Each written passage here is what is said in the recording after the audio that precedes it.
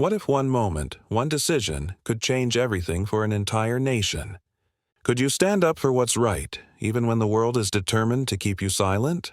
What if you were the one person who could expose the truth, but only if you were brave enough to face what comes next? The hum of the airplane blends with the chatter of passengers as Flight 1982 taxis down the runway. The cabin, though bustling with activity, holds an unspoken calm. The kind of calm that precedes an inevitable storm. But no one on this flight understands what's about to unfold. No one knows that the moment they're all waiting for is only seconds away. An 11-year-old girl steps down the aisle, her boarding pass clutched tightly in her hand. Her strides are sure, yet there's something about her presence that feels out of place in the first-class cabin. For most, she's just another child, out of place in this world of sleek leather seats and crisp champagne flutes. But she isn't just any child. Her name is Amara Jenkins, and though no one knows it yet, she's about to become the epicenter of something much bigger than any of them could ever imagine. "Excuse me," Amara says, her voice soft but steady as she approaches the man sitting in her seat. "2A." The man looks up, mid-50s, sharply dressed in a dark suit, a smirk playing on his lips. "What's this now?" he mutters, glancing at the boarding pass in her hand, then back at the seat. "I'm sorry, this is my seat," Amara repeats, her eyes unwavering. The man looks her up and down, as if she's some sort of mistake in his view of the world. His eyes narrow, and with a dismissive sneer he scoots further into the chair, refusing to budge. "No, sweetheart. This seat's mine," he says with a bite in his voice. "You'll have to find somewhere else to sit." Amara's fingers grip the edge of her boarding pass, the paper crinkling under the pressure. Her face remains composed, but beneath her calm exterior, a fire is already kindling. She's been here before, this dance, this underestimation. They never think she belongs. A flight attendant arrives, taking a quick glance at the scene. She barely even looks at Amara's boarding pass before issuing her command. "Please," the attendant says, "find a seat in economy. First class is full." Amara's heart tightens, but she doesn't flinch. She looks briefly at her father, who's sitting in the economy section, a few rows back. His gaze meets hers, silent and knowing. He doesn't speak a word, but the message is clear. "This is yours, Amara." The man in her seat doesn't know who he's dealing with. None of them do. "No," Amara says, her voice suddenly harder, unshakable. "I'm not moving. You can check the seat again, or I'll get someone else to do it." The attendant hesitates. The murmurs from the surrounding passengers rise like a wave, barely perceptible, but growing. Some are whispering. Some are watching in judgment. But no one knows. No one has the faintest idea of what this moment really means. For the people involved, for the flight, for the future. The man shifts uncomfortably in his seat. "I don't have time for this," he mutters. The flight attendant steps away, already reaching for the intercom, but she doesn't realize. No one realizes what just happened. Amara doesn't wait. She pulls out her phone and dials, her hand steady, her eyes never leaving the man occupying her seat. The call goes through, and her father answers on the other end. "It's time," she says simply. And with that, the ground under all of them shifts. Seconds pass. The announcement comes over the intercom. "Ladies and gentlemen, we're returning to the gate. Security will be boarding." Amara doesn't flinch when the captain's voice cuts through the cabin. There's no panic, no surprise. She's been here before. This is the kind of world she's used to. A world where assumptions are made. Judgments are passed before anyone truly knows who you are. "We are returning to the gate," the captain's voice crackles over the intercom. "Security will be boarding shortly. Please remain in your seats." The plane jolts slightly as it begins its turn, backtracking across the tarmac. The cabin goes quiet, but not from fear. From curiosity. The passengers, who moments ago were absorbed in their phones or reading their magazines, now turn to one another, exchanging whispers. Some look at Amara, some at the man occupying her seat. The tension rises in the cabin like a slow burn. Amara's fingers tap the edge of her seat, eyes focused ahead, not on the passengers. Not on the flight attendants, but on the larger picture she knows is unfolding around her. Her father, Marcus Jenkins, watches her from the economy section, his face a mix of pride and barely contained anxiety. He knows the look on his daughter's face. He's seen it too many times before, the quiet resolve that says she's not afraid of what's coming, but she's aware of the cost. What no one in this cabin knows yet, what only a few have even begun to understand, is that Amara isn't just some child caught in a petty argument. She's the daughter of a billionaire. Not just any billionaire, but the kind whose power could shut down airlines with a single call. The man in 2A doesn't know it, but he's made a very dangerous mistake. And soon, he will know. Amara stands and slowly makes her way back toward her father. Her expression calm, but her steps sure. She's not looking for approval. She's not waiting for someone to tell her it's going to be okay. She knows what's coming. She's ready for it. As she passes by the man in 2A, she doesn't say a word. She doesn't need to. Her silence speaks louder than anything she could say. Her father meets her halfway, and their eyes meet, briefly, but with an understanding that runs deeper than words. This moment is theirs. Marcus stands and moves to join her, his movements deliberate. There's a storm building inside him, one he's been fighting for years. But as his eyes scan the cabin, as he sees the passenger's gaze shift from Amara to him, the storm begins to calm. He's not here to fight for their approval. He's here to make sure his daughter knows she has every right to exist in these spaces.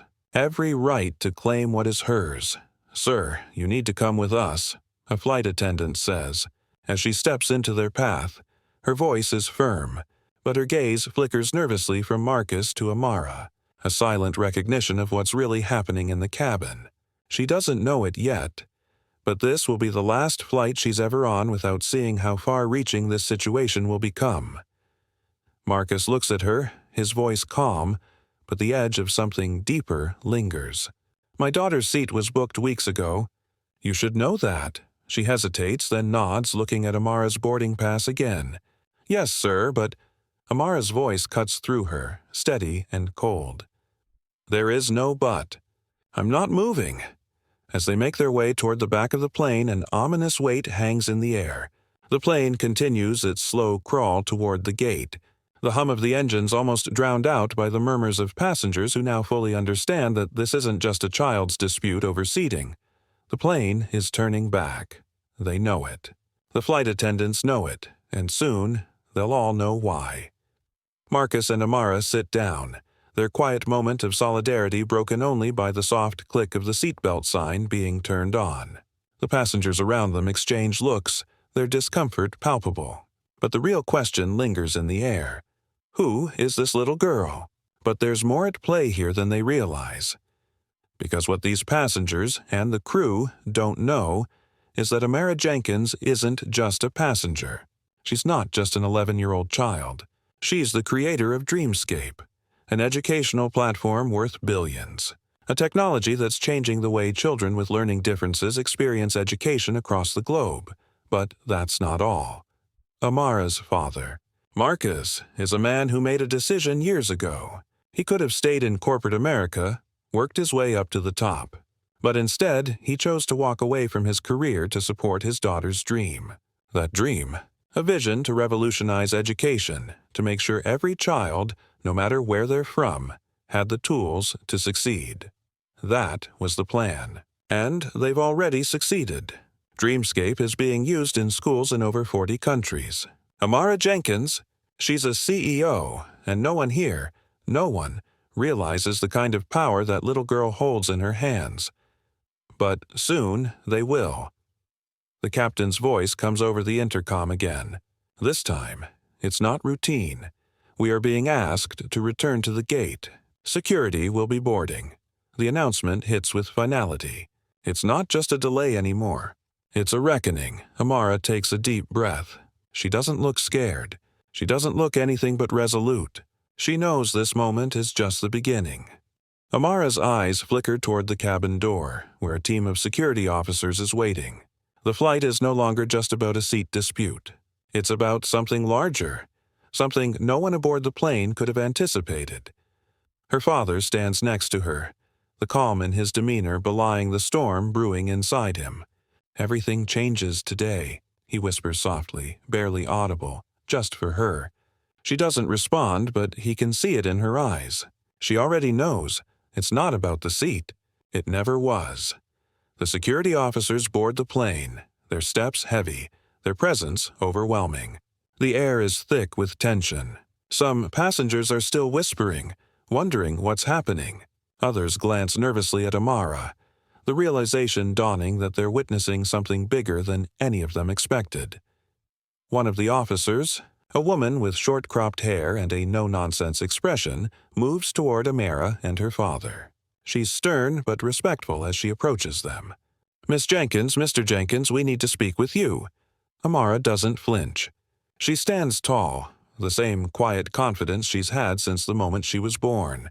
"I'm ready," she says simply, her voice calm but cutting through the chaos in the cabin. Her father, Marcus, nods, his face tightening for just a moment. He's been preparing for moments like this for years, but no amount of preparation can soften the sting of seeing his daughter in this position. As they make their way down the aisle, the passengers' stares follow them. They don't know who Amara is yet. Not really. They think she's just a young girl, maybe a tech prodigy, but they don't understand the full scope of what she's done. But soon, they will. The officers guide them to a quieter area near the galley, away from prying eyes. As the door shuts behind them, the world outside feels distant. It's just Marcus, Amara, and the officers. And in this small, contained space, the true nature of what's happening begins to surface. The officer who spoke to them before, Officer Daniels, takes a step forward. She's all business. "We've been asked to investigate a security matter involving your flight." Amara's eyes narrow, and Marcus immediately stiffens. "What kind of security matter?" he asks, his voice laced with suspicion. "There's an allegation that Miss Jenkins is traveling under false pretenses. Specifically, the claim is that her identification is fraudulent." The officer's tone is neutral, but the implication is not lost. It stings. It's not just about questioning Amara's right to fly first class. It's an accusation that questions her existence, her very right to succeed. Marcus's jaw tightens, but he doesn't raise his voice. "That's impossible. My daughter has been vetted by every agency, every investor, every partner. She has nothing to hide." Amara, standing quietly next to him, doesn't need to say a word. Her eyes, steady and focused, say it all. She's been underestimated before. She knows exactly how this goes, how people like her are made to feel like they don't belong. "We understand this is difficult, sir, but we have to follow procedure," Officer Daniels says, her expression softening just a fraction. "The report came through about 15 minutes ago. It was flagged as a potential threat. We have to ensure everything checks out before the flight can proceed." Amara feels the weight of those words.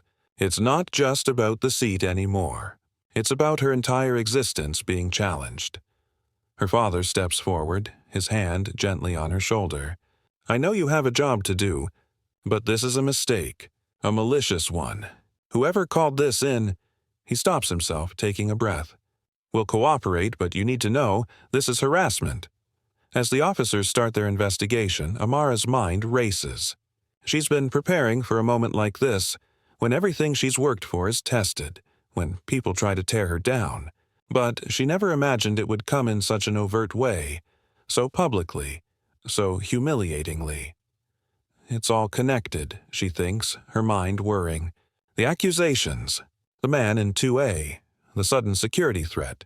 Someone wanted this to happen.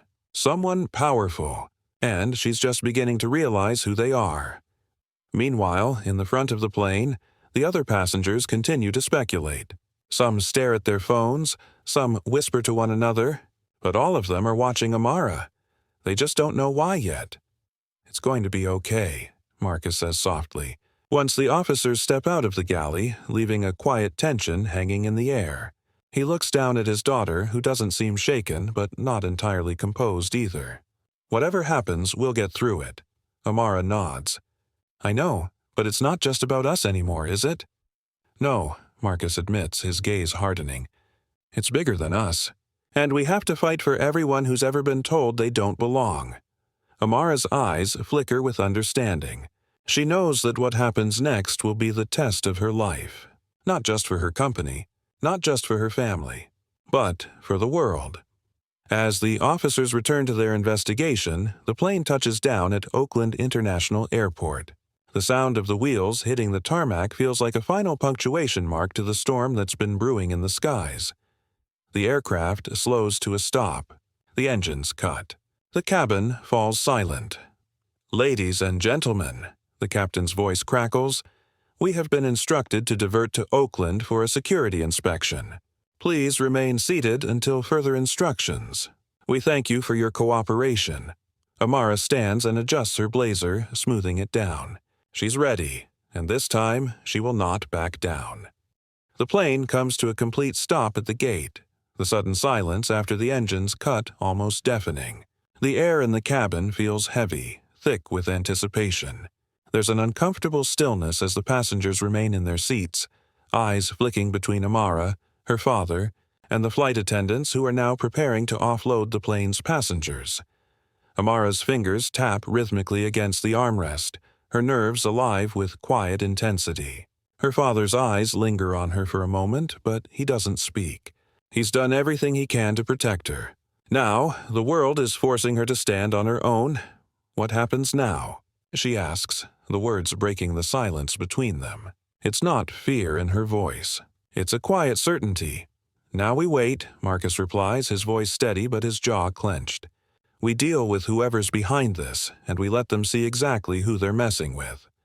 As the cabin doors open, a few of the passengers who had been eyeing Amara whisper amongst themselves, trying to catch a glimpse of the scene unfolding at the front. The flight attendants move briskly, almost hurriedly, and it's clear they want the situation to end as quickly as possible. The security officers are already positioned at the door, blocking anyone from leaving the plane before they conduct their investigation. Amara stands, her small frame unwavering in the midst of the growing tension. She could be any other child in the world, nervous about the delay, eager to get to her destination. But she's not. She's Amara Jenkins, CEO of Dreamscape, the young tech prodigy who until now had only known success, innovation, and the kind of quiet power that comes from being one of the most brilliant minds in the world. But today she's a black child, guilty of being where people like her don't belong. Her mind drifts for a moment as the reality sinks in, but she catches herself quickly. Her father watches her closely, as if trying to gauge whether she's truly ready for this fight. "Let's go," Officer Daniels says as she approaches them, her tone slightly softer now. "We'll head to the gate for further questioning." Amara doesn't wait for anyone to tell her what to do. She steps forward, her head held high, her father close behind. The hallway outside the plane feels oddly cold. The world outside seems distant, like an unfamiliar place. They're met at the gate by a few more officers, and standing in the middle of the throng is a tall woman with a no-nonsense expression, her badge gleaming under the fluorescent airport lights. She looks at Marcus and Amara, then introduces herself. "I'm Agent Tanya Rodriguez," she says. "I'm with the FBI." Marcus doesn't flinch. He's seen enough of this in his years working in the corporate world. He knows how the game is played. But what's happening now is different. This is his daughter, and he'll be damned if anyone is going to treat her like some criminal. "What's this about?" Marcus asks, his voice cutting through the rising tension. Agent Rodriguez glances down at a tablet in her hands, swiping through something. "We've received a report that your daughter is traveling under false pretenses.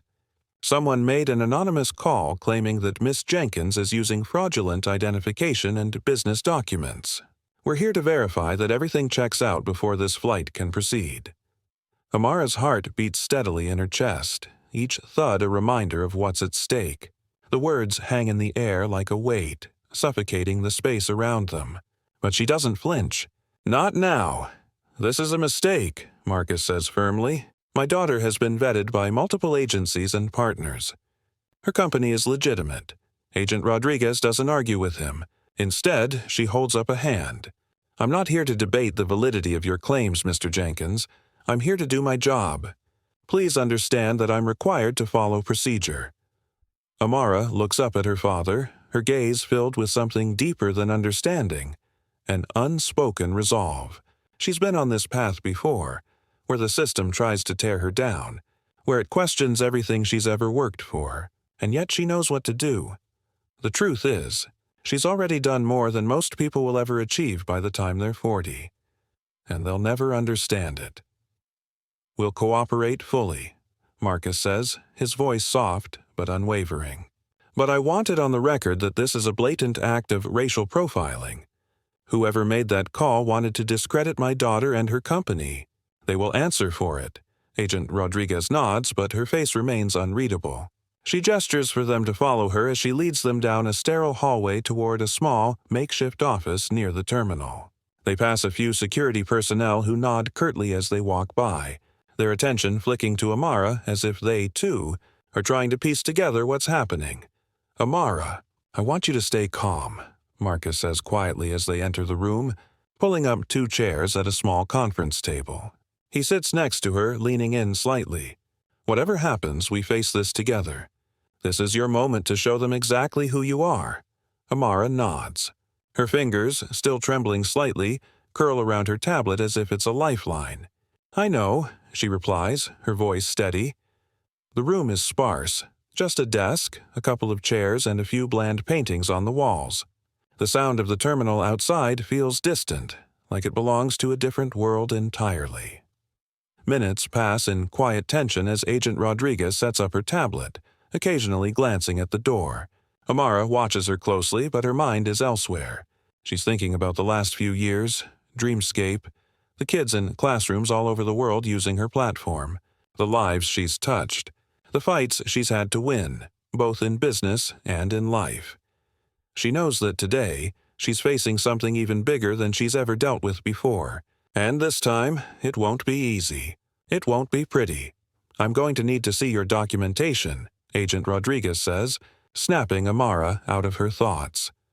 Amara opens her tablet, scrolling through her encrypted files, pulling up all the documentation she knows will be questioned. The contracts, the financials, the project proposals, all of it is here, ready to be scrutinized. The world may not yet realize it, but Dreamscape has already changed the face of education. And this is just one more obstacle to overcome. As she places the tablet in front of the agent, the door behind them opens. A new figure enters the room, a man in his 40s, sharply dressed in a suit that reeks of corporate power. "Agent Rodriguez," he begins, his voice smooth, almost too smooth. "I'm sorry for the delay. I'm here to help with the investigation." Marcus looks up, his suspicion rising. "Who are you?" The man extends his hand with a practiced smile. "Paul Herring from TechCore Ventures. I've been following this situation closely. I can offer whatever support you might need in verifying Miss Jenkins' credentials." At the mention of TechCore, Amara's heart skips a beat. TechCore Ventures, the same company that had tried to buy Dreamscape, offered her father a paltry sum for the platform, hoping to acquire it at a fraction of its value. And they're here now, involved in this situation. She knows then, this isn't just a mistake. This isn't just an isolated incident. This is a deliberate attack. Amara can feel the weight of the room shifting as Paul Herring from TechCore Ventures takes a seat at the table. His suit is pristine, his smile practiced, but there's something beneath the surface that she can't ignore, something far more sinister. She's seen enough of the corporate world to know that people like him don't just show up out of concern. This is no coincidence. "Mr. Herring," Marcus says, his voice cold as he studies the man across from him. "It's quite the coincidence that you're here today. I didn't realize TechCore had such a vested interest in Amara's travel arrangements." Herring's smile never falters, but his eyes narrow slightly. "I'm sure you've heard the rumors, Mr. Jenkins. TechCore is very thorough when it comes to acquisitions. We take great care in researching potential business partners. I'm here to make sure the process is followed correctly. Just doing my due diligence." Amara's grip tightens around her tablet. The implication is clear. This isn't about verifying her credentials. This is about undermining her legitimacy. This is harassment, Marcus repeats, his tone firm, each word a deliberate challenge. My daughter is not just some child you can sweep aside. Dreamscape is real. It's revolutionary. It's changing lives. Herring's gaze flicks over to Amara, and for a split second, she feels like he's trying to gauge her, assessing her worth, her value, as though she's no different from any other business deal. I have no doubt Dreamscape has great potential, Herring says with a patronizing tilt of his head. But we must all be careful with what we invest in. It's crucial that everything checks out. Amara doesn't let his words get under her skin. Instead, she locks eyes with him, her voice steady as she speaks up for the first time. TechCore tried to buy Dreamscape last year, she says, her words sharp, cutting through the tension. But we declined. You wanted to buy us for a fraction of our value, and when we refused, you've been trying to tear us down ever since. The silence that follows is deafening. For a moment, it feels as if the entire room has frozen. Even Agent Rodriguez seems taken aback by Amara's directness. But Herring, he doesn't flinch. That's a strong accusation for such a young girl, Herring says, his voice laced with condescension. But I suppose it's only natural for a CEO to protect her interests. Marcus stands up slowly, his posture rigid with barely contained anger. This isn't about business anymore, Herring. This is personal, and I'm not going to sit here and let you try to destroy everything we've built. Herring raises his hands in mock surrender, a smile still dancing on his lips. I'm not here to destroy anything, Mr. Jenkins. I'm here to make sure everything is above board. I'm just trying to help you. Amara's stomach twists with disgust. She knows that smile. She's seen it 100 times. The mask of civility that hides manipulation, greed, and power plays. And she knows exactly what TechCore is trying to do. Agent Rodriguez clears her throat, breaking the tension. Enough. She looks between Marcus, Amara, and Herring. We need to stay focused on the investigation. Let's stick to the facts. The tension in the room is palpable. Amara feels her pulse quicken, the weight of the accusations pressing down on her. It's not just about clearing her name anymore. It's about exposing this. Exposing them. Let's start with the basics, Agent Rodriguez says, trying to bring the conversation back on track. She turns to Amara. Can you provide proof of your identity, as well as documentation that confirms your business dealings? Amara nods, not missing a beat. Of course. She taps her tablet, bringing up her encrypted files. She's already prepared for this. Every piece of evidence is in place, ready to counter any false claims. I have everything you need. My passport, business documents, contracts, financial statements. I've already given everything to the authorities. It's all transparent. Rodriguez glances at the tablet, then back at Herring. She's clearly not impressed by his presence. And you, Mr. Herring? You have nothing to do with this, correct? Herring's smile falters slightly, but he recovers quickly. I'm simply here as an observer. I told you, Agent Rodriguez, I'm just helping ensure everything is as it should be. Amara's gaze never wavers from Herring. Helping? She repeats, the word dripping with irony. I don't need your help. What I need is for you to stop trying to tear down what we've built. If TechCore can't compete, maybe it should step aside and stop manipulating the system. Herring's jaw clenches, but he says nothing. He's lost the upper hand now, and he knows it. The power dynamics in the room have shifted. Amara's no longer the target of his tactics. She's fighting back. Marcus turns to Amara, a faint smile tugging at his lips. That's my girl. I'm not going to let them do this to us, Dad. Her voice is soft, but it's filled with a quiet strength. I've worked too hard. We've all worked too hard. As Agent Rodriguez begins to sift through the documents Amara has provided, the door opens again. Another agent enters, this time with a serious expression, holding a folder in his hand. He steps forward and addresses Agent Rodriguez in hushed tones. Amara's attention sharpens as the agent speaks. We've got a problem. There's something else. The reports about Dreamscape are more than just financial. It's not just about her business dealings. Agent Rodriguez raises an eyebrow, intrigued. What do you mean? The agent leans in closer, speaking so that only the people in the room can hear. There are allegations, serious ones, that Dreamscape has been used to funnel money through international accounts. It's being flagged by several government agencies. The words hit like a punch. Amara's heart skips a beat. What? She whispers, her voice barely audible. This isn't just about a seat anymore. The agent continues, his eyes serious. This is much bigger. Whoever is behind this has access to very high-level resources. We may be dealing with something much darker here. Marcus turns to face the agent, his eyes darkening with concern. Who's behind this? Who's trying to destroy us? The agent shakes his head. We don't know yet, but we're digging into it. This isn't over. The silence in the room is deafening. Amara's mind races as the words about international accounts and money laundering echo in her ears. It feels like the ground beneath her feet has shifted, and she can no longer trust the space she's standing in. The agent who brought the new allegation steps back, his face grim. We're working on verifying these claims, he says, his tone heavy with implication. But there's something else you should know. The people behind these accusations have the means to make this go very far. We're not just talking about a financial dispute here. This could spiral into something much bigger, much uglier. Amara feels her pulse quicken.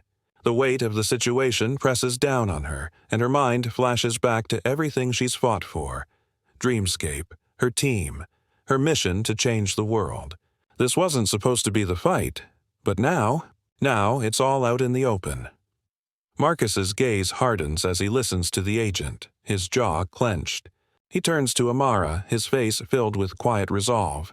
We knew this day would come, but I didn't expect it to hit us like this. Amara stands tall beside him, her voice unwavering. We've come too far to let them tear us down now. The agent looks between the two of them, his expression uncertain. I hope you're prepared for what's coming. But before the conversation can continue, there's a knock at the door. Another agent enters, this one with a stack of papers in his hands. We've found something, he says, his tone urgent. You're not going to like it. Amara's heart skips a beat. What is it? The agent looks at the folder in his hands, then back at Marcus and Amara.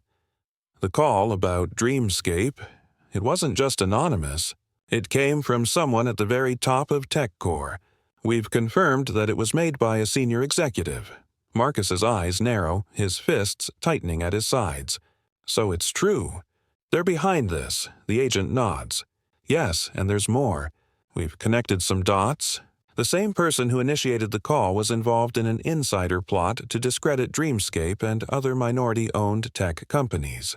They were trying to sabotage the competition. This goes deeper than we thought. Amara's mind spins. Who's behind this? She can't help the desperation in her voice, the need to know who is trying to destroy everything she's worked for. The agent flips open the folder, sliding a sheet of paper across the table.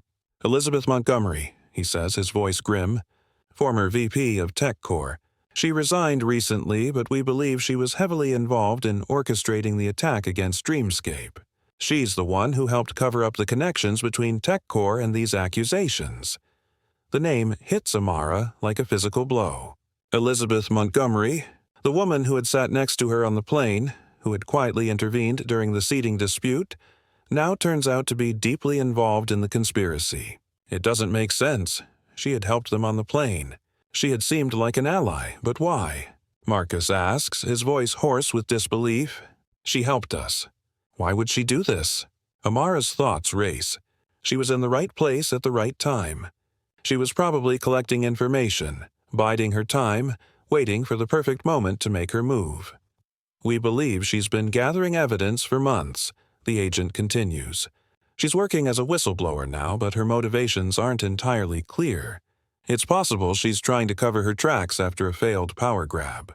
But we're still trying to piece everything together. Marcus leans back, rubbing his eyes as he processes the information. We've got to find her before they do. Amara's mind flashes to the events on the plane.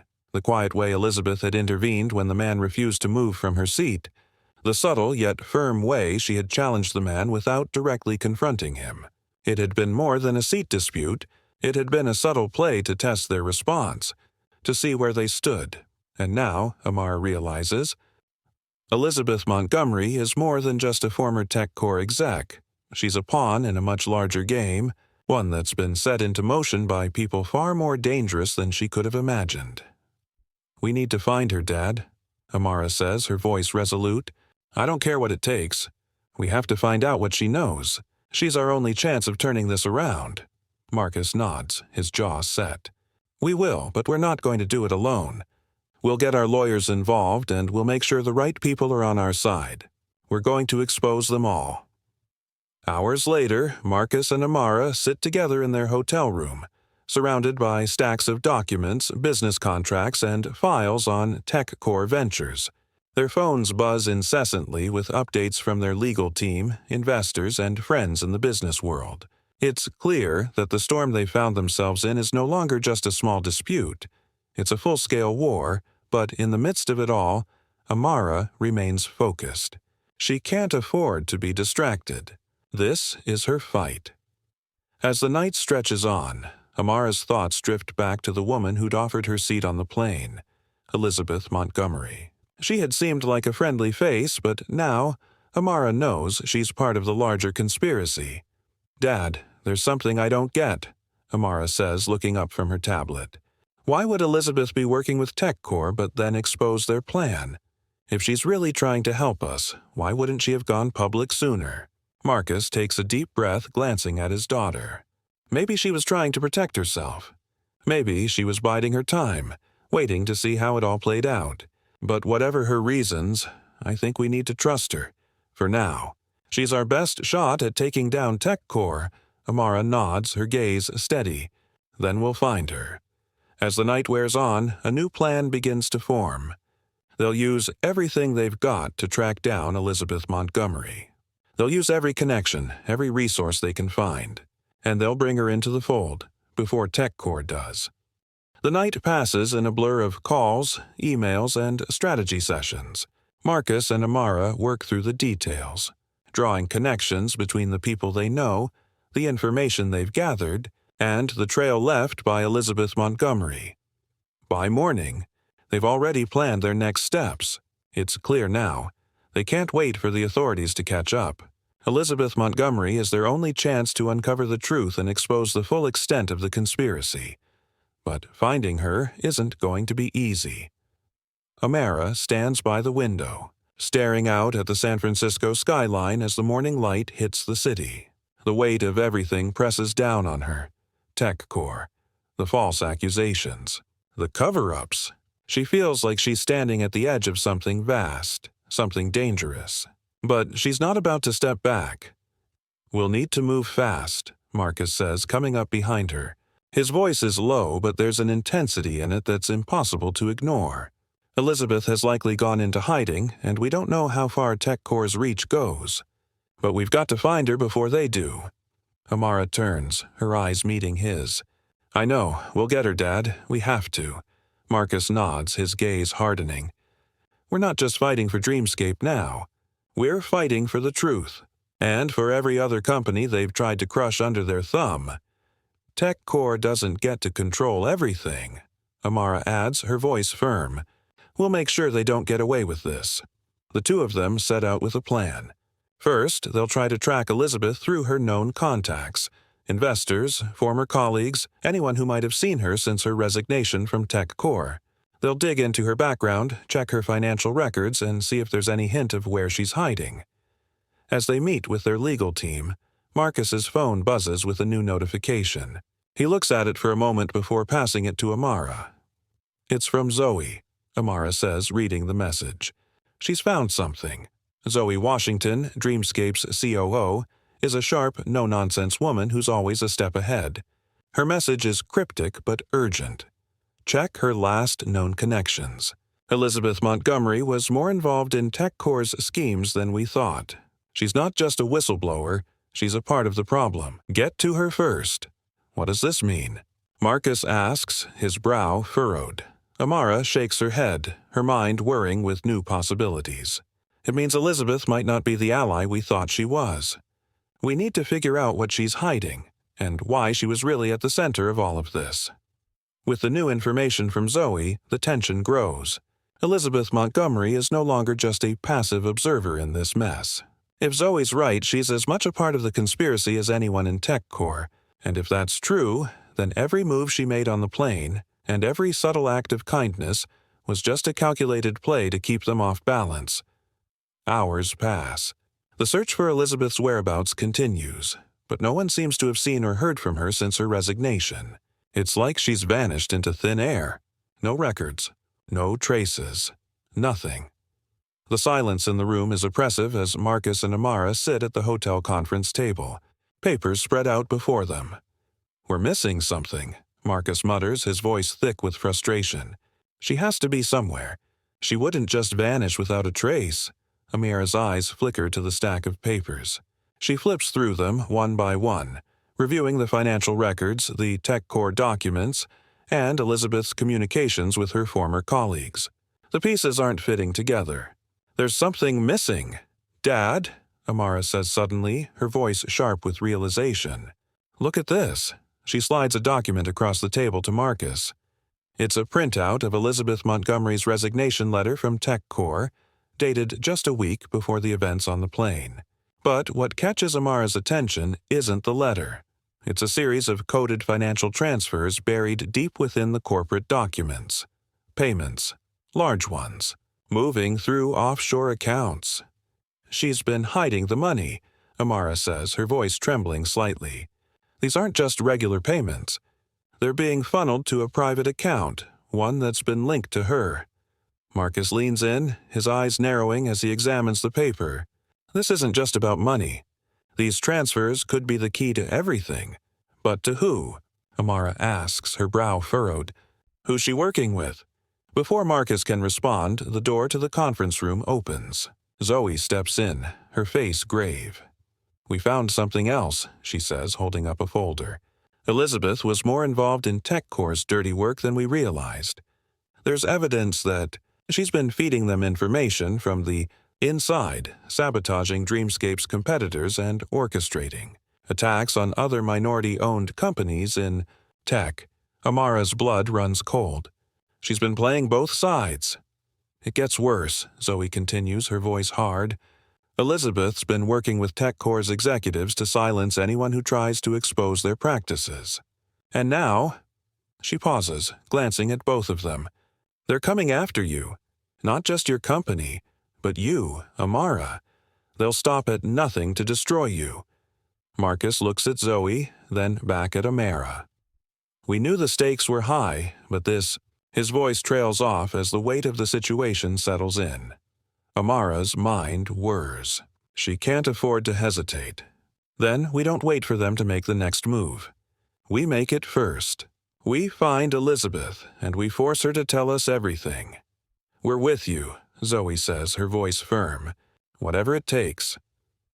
Later that day, as they continue to piece together Elizabeth's hidden connections, a message comes in. This one is from an anonymous source, one of Elizabeth's former contacts.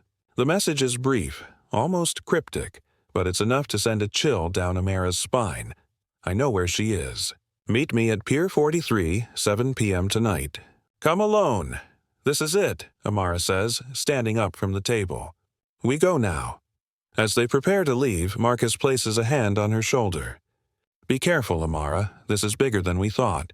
If Elizabeth is involved in all of this, then we're not just fighting for Dreamscape anymore. We're fighting for everything we believe in." Amara nods, her expression unwavering. "I'm ready." The sun sets over San Francisco Bay, casting long shadows as they head toward the meeting point. Amara knows this is a pivotal moment. What happens next will decide not just the future of Dreamscape, but the future of the entire industry and the world. The air is thick with anticipation as Amara and Marcus drive through the narrow streets of San Francisco, the skyline a distant silhouette against the darkening sky. The message they received, the anonymous tip about Elizabeth Montgomery's location, has set them on a collision course with a truth they're not entirely prepared to face. But there's no turning back now. Pier 43 is just ahead. The eerie glow of dim lights reflects off the water, casting long shadows along the pier. The only sounds are the distant hum of the city and the occasional lapping of water against the dock. The streetlights flicker overhead as if reluctant to illuminate the scene unfolding beneath them. Amara's mind is racing. Who is this person? She wonders, but even as the question forms in her mind, she knows the answer. This isn't just about Elizabeth anymore. It's about the forces pulling the strings behind the scenes. TechCore. The executives who had been pulling every string to destroy Dreamscape. The shadows who had been working in the dark, whispering among themselves, planting seeds of doubt, and now using every resource at their disposal to make Amara and her company disappear. They park the car a few blocks away and make their way toward the pier on foot. The streetlights grow sparser the further they walk, and the shadows seem to grow deeper, almost swallowing them whole. "Stay sharp," Marcus whispers as they approach the pier's entrance. His hand rests lightly on Amara's shoulder, protective but purposeful. "We don't know who we're meeting. Keep your eyes open. Trust no one," Amara nods. "I know." As they step onto the dock, the world seems to hold its breath. Every sound, every step echoes in the quiet of the night. Amara glances around, her heart pounding. The water in the bay reflects the dim lights, but everything else is obscured in shadow. They walk toward the farthest edge of the pier where the message had instructed them to meet. A figure steps out from the darkness, barely visible at first. Then, as they draw closer, she steps into the light. It's Elizabeth Montgomery. Amara's breath catches in her throat. "You?" She can't hide the disbelief in her voice nor the sharp sting of betrayal. The woman who had seemed like an ally, who had defended her on the plane, was now standing before her, shrouded in secrecy and lies. Her eyes meet Amara's, and for a moment there's nothing but silence. Elizabeth doesn't speak right away. She simply stands there, her figure partially obscured by the darkness around her, her expression unreadable. The only sound is the wind as it brushes across the water. "You came." Elizabeth's voice is quiet, almost regretful, but it holds an edge, something darker lurking just beneath the surface. "I thought you might not." Amara feels the heat of anger rise in her chest. "After everything? The seating dispute? The whispers you've been spreading? You thought I wouldn't come? You knew what you were doing." Elizabeth looks away for a moment, her eyes narrowing as she takes a step closer. "I'm not the villain in this story, Amara." The words come out in a sigh, almost as if she's trying to convince herself. "I had no choice." Marcus steps forward, his voice low and controlled but laced with anger. "No choice?" "You had a choice, Elizabeth. You could have helped us. You could have stopped this before it even started. But instead, you played both sides." Elizabeth doesn't flinch, but the truth in Marcus's words seems to hang in the air. She clenches her fists, but her expression doesn't change. "It's not that simple. You have no idea what TechCore is like. They'll bury anyone who gets in their way. I had to play the game." She pauses, her eyes flicking from Amara to Marcus. "And I did it because I had to survive." Amara takes a deep breath, her anger simmering beneath the surface. "Survive? By destroying everything I've worked for? By throwing people like me under the bus?" Elizabeth looks down, guilt flashing in her eyes. "But it's only fleeting. I didn't think it would go this far. I didn't know TechCore would go to these lengths. I thought I could control it, manipulate the situation from the inside. But I was wrong. The longer I stayed, the deeper I got drawn in." The weight of her words sinks into Amara's chest. "You think you can control them? You think you can outsmart them? You've been playing their game, Elizabeth. And now you're caught in it, just like we are." For a long moment, Elizabeth doesn't respond. Then she looks up, her eyes flicking to the dark horizon. "I wasn't always like this," she says softly. "I wanted to make a difference. I believed in TechCore once, believed that they could do good for the tech industry. But the deeper I got, the more I realized it wasn't about helping people. It was about power." She looks at Amara now, her expression more vulnerable than Amara has ever seen it. "It's all about power, Amara. And now they've used you, used Dreamscape, as a pawn in their game. They'll stop at nothing to destroy you." A wave of realization hits Amara like a tidal wave. "This isn't just about TechCore," she says, the words heavy with understanding. "It's about control, about keeping the power in the hands of the few, The ones who've always been in control. Elizabeth nods slowly, her voice dropping lower. Exactly. They can't afford to let someone like you succeed. They can't afford for Dreamscape to be the future. She meets Amara's gaze, her eyes steely. That's why they'll do anything to make sure you fail. You're wrong, Amara says firmly. You don't get to tell me that. Not anymore. Elizabeth's eyes flash something almost desperate in her gaze. I didn't want this. I didn't want you to be the target. But the moment you refused their offer, they saw you as a threat. You're too much of a risk for them. And now they won't stop until you're gone. And neither will I, unless you understand what's really happening. Amara feels the weight of her words sink in, and for a moment she hesitates. But only for a moment. She's fought too hard, come too far to back down now. So what do we do now? Amara asks, her voice calm, unwavering. Elizabeth's eyes flicker with a hint of admiration. Now, we fight back. The moment stretches out like the calm before a storm. You want to help us? Marcus asks, his voice cold but hopeful. Elizabeth nods slowly, her face grim. I'll give you the information you need. I'll help you take down TechCore. But I can't do it alone. You're going to have to trust me. I'll tell you everything I know. But you have to promise me something in return. Amara and Marcus exchange a look. What? Elizabeth steps forward, lowering her voice. You need to be prepared for war. TechCore will fight back harder than you think. This is just the beginning. The cold night air bites at their skin as they stand on Pier 43, the echo of Elizabeth's words still lingering between them. The weight of the moment is undeniable.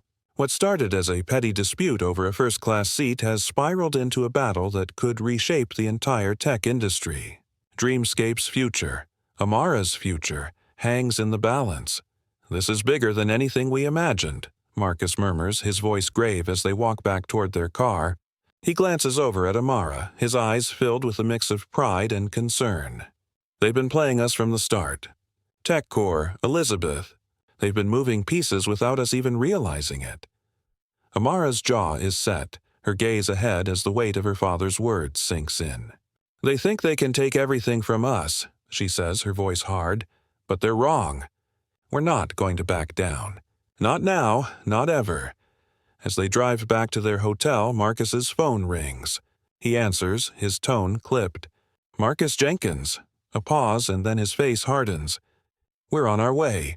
He hangs up and looks over at Amara. That was our legal team. They've uncovered something disturbing. It's about TechCore. About the next phase of their plan. Amara's heart skips a beat. What now? They've already started moving. Marcus's voice is tight. TechCore has initiated a public campaign to smear Dreamscape. They're flooding the media with stories about us. They've planted false information in key outlets, accusing us of mismanaging funds, of lying to investors. Amara feels the floor fall away beneath her. They're going to destroy us. Not if we stop them first, Marcus says, his voice firm. But we need to act fast. The public perception is everything right now. If they can turn the narrative against us, they'll crush us before we even get a chance to fight back. That night, Amara lies awake in her hotel room, staring at the ceiling. She can feel the weight of what's ahead pressing on her chest, suffocating her. Everything she's worked for is at risk. Dreamscape wasn't just a company. It was her dream, her vision to change the world. And now it's under attack. The next morning, they meet with their legal team to strategize. The room is tense, every person present aware of the stakes. Their best chance of survival lies in exposing the truth about TechCore, about how they've manipulated the media, spread lies, and destroyed companies with ruthless efficiency. We're going to need the press on our side, Diane Chen, Dreamscape's legal counsel, says as she flips through a series of documents. The sooner we can push back against these false narratives, the better. We need to mobilize public opinion before TechCore can solidify their grip. Zoe, standing off to the side, looks at Amara. This is a full-on media war, but we've been in worse fights. This is just a different kind of battle. Amara nods, her expression determined. We fight. We fight for every child who's using Dreamscape. We fight for every student who's been left behind by the system. And we fight for everyone who believes in what we're doing. Marcus places a hand on Amara's shoulder. We've already won half the battle. TechCore thinks they can crush us with their power. But they've underestimated you, Amara. They don't know what they're up against. Amara stands taller, her resolve hardening. They'll find out soon enough. The next few days are a blur of meetings, phone calls, and media appearances. Amara finds herself navigating a new kind of battlefield, one where words, perception, and strategy matter more than technology or coding. She's forced to rely on every ounce of her strength and intelligence, knowing that each moment could tilt the balance of power. Meanwhile, the pressure from TechCore is mounting. The media frenzy surrounding Dreamscape's supposed financial mismanagement grows, and the false allegations continue to spread like wildfire. Amara's face is all over the news. Images of her younger self juxtaposed with accusations about her company. The headlines scream about fraud, deception, and corporate greed. Every time she looks at the news, it feels like a slap in the face. It's all a lie, she says to Marcus one night after a particularly brutal news segment. Everything they're saying about us is a lie. Marcus looks at her, his expression softening. I know, sweetheart. We all know it. But the truth has a way of coming out. And when it does, it will expose them for what they really are. At the same time, Elizabeth Montgomery remains elusive. Despite their efforts, she seems to have disappeared into the shadows, slipping through their fingers at every turn. Amara and Marcus know that they need her. She's the key to taking down TechCore, but without her cooperation, they are fighting an uphill battle. Then another message arrives. I know where Elizabeth is. Meet me at the old warehouse near the docks. Don't tell anyone. Come alone. Amara's heart races as she reads the message. This is it. This is our chance to finally get the answers we need. Marcus nods, his face grim. We go together. No one goes alone. As they drive to the meeting location, the tension between them is palpable. The warehouse is tucked away in a corner of the city, hidden from the prying eyes of the public. It's dark, abandoned, and feels like the last place anyone would expect to find the answers they're looking for. We don't know who we're meeting, Marcus says, his grip tight on the wheel. We need to be prepared for anything. Amara's eyes are fixed ahead, her thoughts racing. I know, but we can't waste this chance. The warehouse is eerily silent as they step inside. The sound of their footsteps echoes off the cold concrete walls. Shadows stretch across the room as they move forward, every sense heightened. Amara's heart beats loudly in her chest, but she's resolute. They're close now. Suddenly, a figure steps out from the shadows. It's Elizabeth. She looks different. More worn down, more guarded. Her eyes flicker to them, but she doesn't say a word at first. Instead, she motions for them to follow her deeper into the warehouse. What's going on? Amara demands. Why the secrecy? Why have you been hiding from us? Elizabeth's voice is low and full of regret. Because I had no choice. You don't understand what TechCore is capable of. They will do anything to destroy you, to make sure that Dreamscape fails. They've already started using the media against you. But there's more. There's a much bigger game at play here. Amara's breath catches in her throat. What do you mean? What's bigger than this? Elizabeth takes a deep breath. You're being played. TechCore is planning to launch a new product, one that will completely dominate the market. Dreamscape is the only company standing in their way. Marcus's eyes widen. What are you saying? They're planning to crush us? To force us out of the market? Elizabeth nods slowly. They'll do whatever it takes. But I can help you stop them. I've been collecting evidence. Information they don't want getting out. Amara feels a surge of hope, but it's tempered with the realization of just how high the stakes have become. If we want to take them down, we have to act now. The weight of the world seems to hang in the air as they sit together in the dimly lit warehouse. The tension is palpable, the silence almost suffocating. Amara feels her pulse pounding in her ears, the urgency of the situation clawing at her thoughts. TechCore is not just an enemy. They're a force, an unstoppable machine intent on crushing everything in their path. Elizabeth sits across from them, her face drawn, eyes shadowed with fatigue. She looks like a woman on the edge of something. Perhaps not redemption, but certainly desperation. Her hands shake slightly as she reaches for a stack of papers, laying them out on the cold concrete floor between them. "This is everything I've gathered," Elizabeth says, her voice hoarse, almost as if the act of speaking is draining her. "The evidence, the documents, the communications, all of it. This is how TechCore plans to destroy you, how they've been targeting Dreamscape from the inside."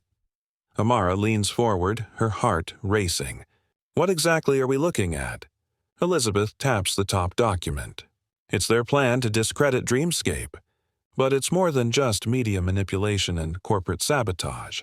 TechCore has been feeding insider information to competitors, undermining your reputation, even planting false allegations in government reports. This isn't just business. This is a full-scale war. Marcus's jaw tightens as he reads over Elizabeth's shoulder. The full weight of what they're up against hits him like a ton of bricks. They've been playing us for months. Every move we've made has been countered. They've already infiltrated our partners and investors. This isn't just about a company. This is about their control over the entire industry. Amara can feel her chest tightening, a wave of frustration and anger crashing over her. How do we fight back against this? They've already turned the world against us. The media, the investors, they've all bought into their lies. We don't have the resources to fight them on their level.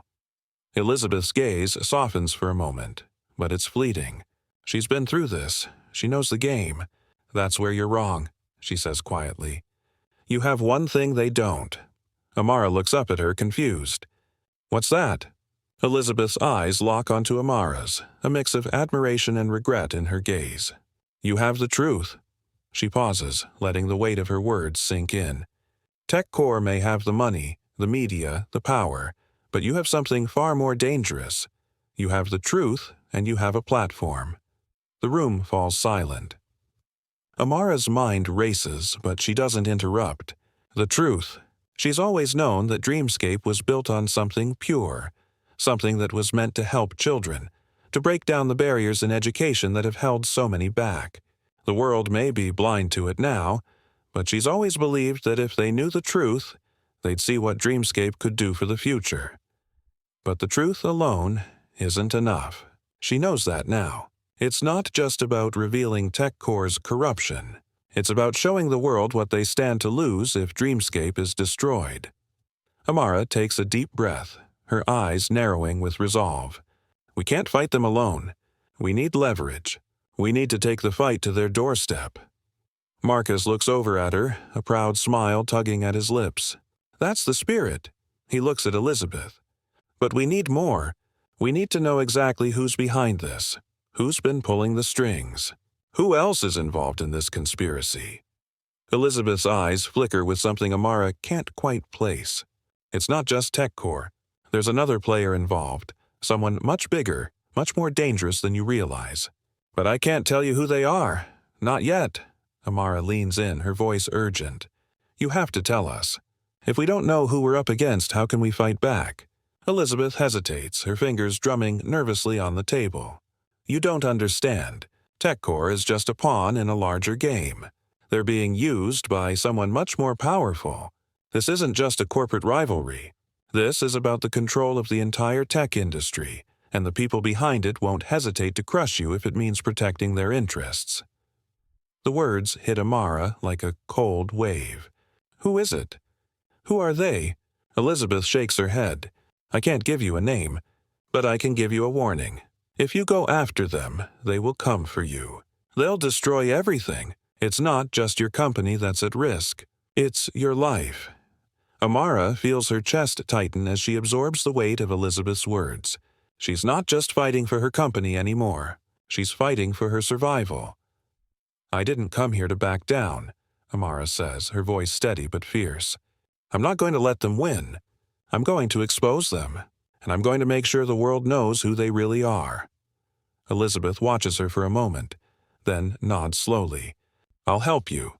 I'll give you everything I know, but you have to be careful.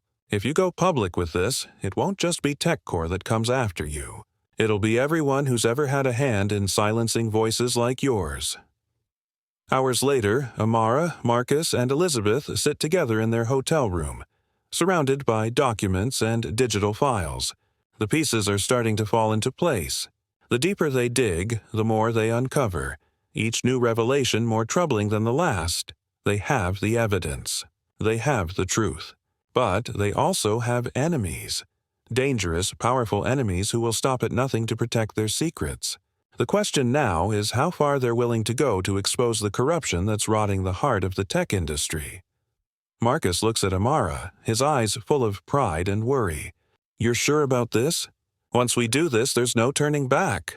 Amara stands up, her posture straight and unwavering. "There's never been a choice, Dad. We've come too far. We can't let them win. I'm ready for whatever comes next."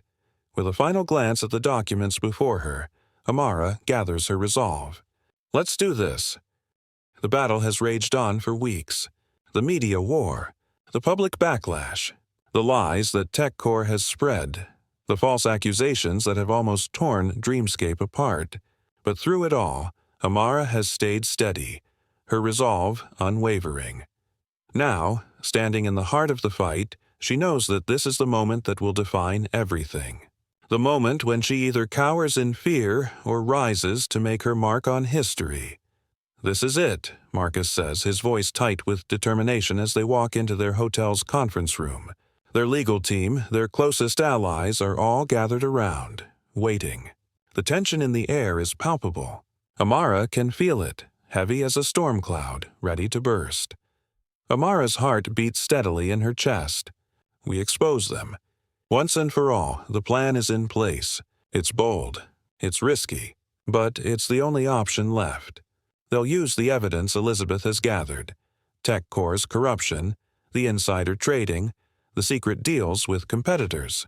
They'll release it all to the public, to the press, and they'll go live with it. Every detail, every document, but it won't stop there. They're going to target the real enemy, the ones who've been manipulating TechCore from the shadows, the ones who will do anything to silence Amara, to stop Dreamscape's rise. They've been fighting for truth all along. Now, it's time to make the truth their weapon. "Once we drop this," Diane Chen, their legal counsel, says, looking over the last of the documents, "TechCore won't just fall. Their entire network will implode. But we have to be ready. When the world knows what's really happening, they won't just come for Dreamscape. They'll come for you, Amara. They'll come for all of us." Amara looks around the room at the faces of her team. Zoe, standing by the door, her expression calm but fierce. Marcus, ever her protector but also now her ally in this war. Elizabeth, who still looks haunted but resolute. They are her family now, in a way more real than blood. "I'm not afraid." Amara's voice cuts through the room, steady and sure. "We've been fighting for this moment since day one. We've built this company with everything we have. And I won't let them destroy it, not now, not ever." "Then let's do it," Marcus says with a smile, the pride in his eyes mixing with the fierce anger that's driven him all this time. The next few hours are a whirlwind. Phone calls, last-minute tweaks to the strategy, press releases, tweets, social media blitzes. Every minute feels like a lifetime, but in the end, it's done. Amara stands in front of the cameras, heart racing, stomach flipping. This is the moment she's been waiting for. But it's not just for Dreamscape anymore. It's for every person who's ever been overlooked, dismissed, told that their voice didn't matter. It's for every child who's struggled in the classroom because the system wasn't designed for them. She doesn't just have the truth on her side. She has a movement. "Good afternoon," Amara says, her voice clear and commanding. The world is watching her. The cameras are rolling. "My name is Amara Jenkins, and I am the CEO of Dreamscape Technologies. Today, we expose the truth." She pauses for effect, watching the reporters, feeling the weight of the moment settle into her bones. Then she begins. The world begins to unravel. For the past few months, TechCore Ventures has been spreading lies about Dreamscape. They've tried to destroy our reputation, to ruin the company we've built, and to crush the future of education. But the truth always comes to light. Amara gestures to the large screen behind her. On it are documents, contracts, financial records, proof of the secret dealings, the manipulation, the efforts to undermine her company. The real story. This is the truth, she says, her voice steady, unwavering. These documents reveal how TechCore Ventures has been orchestrating a campaign to destroy Dreamscape. Not because we did anything wrong, but because we stand in the way of their monopolistic control over the tech industry. They want to control education. They want to control the future. The press room erupts into chaos. Reporters shout questions. The air crackles with disbelief and anger. But Amara stands firm. The truth is out now. There's no going back. I didn't create Dreamscape to tear down others, Amara continues, her gaze sweeping across the room. I created it to give children the tools they need to succeed, to build a better future for everyone, regardless of race, background, or socioeconomic status. And that's why they want to destroy us, because they can't control us. They can't control the future we're building. The room goes silent. For a moment, it feels like the world has stopped. Every single person is waiting for the next move, wondering how TechCore will respond. But Amara already knows what's coming. The next 24 hours are a blur of media frenzy, social media storms, and corporate fallout. TechCore's lawyers move in, threatening lawsuits, discrediting Amara's claims, doing everything in their power to contain the damage. But it's too late. The truth is out. The public is demanding answers. Investors are pulling out, and TechCore's stock starts to plummet. In the midst of all of this, Elizabeth Montgomery's role is revealed. Her whistleblowing, her courage to stand against the very company that once held her in its grip, becomes a pivotal turning point in the battle. With her help, the full scope of the conspiracy is exposed. The public sees not just the corruption in TechCore, but the lengths to which they were willing to go to silence a minority-owned company. And then, just as the dust is beginning to settle, there's one final bombshell. Ladies and gentlemen, Amara says in a follow-up press conference, her voice calm but filled with fire. I want you to know that we will not stop here. This fight is bigger than Dreamscape. It's about justice. It's about ensuring that no one can ever use power, wealth, and privilege to destroy the dreams of those who dare to change the world. She pauses, letting the weight of her words settle. TechCore has been exposed for what it is, and will keep pushing. We won't stop until the systems that enable this corruption are torn down for good. Weeks later, Dreamscape stands stronger than ever. The truth has set them free. Investors are lining up to support the company. Schools around the world are adopting Dreamscape's platform, and Amara's voice, once dismissed, has become a beacon of hope for others who've fought their own battles against powerful systems. In the quiet moments, when Amara reflects on everything they've been through, she can feel the weight of her journey. The fight isn't over, but for the first time, she feels like she's on the winning side. Amara stands at the front of a crowded auditorium, smiling as the audience erupts in applause. The room is filled with educators, parents, students, and investors, people whose lives Dreamscape has touched, whose futures have been altered by the tools she's created. This is just the beginning, Amara says, her voice filled with confidence.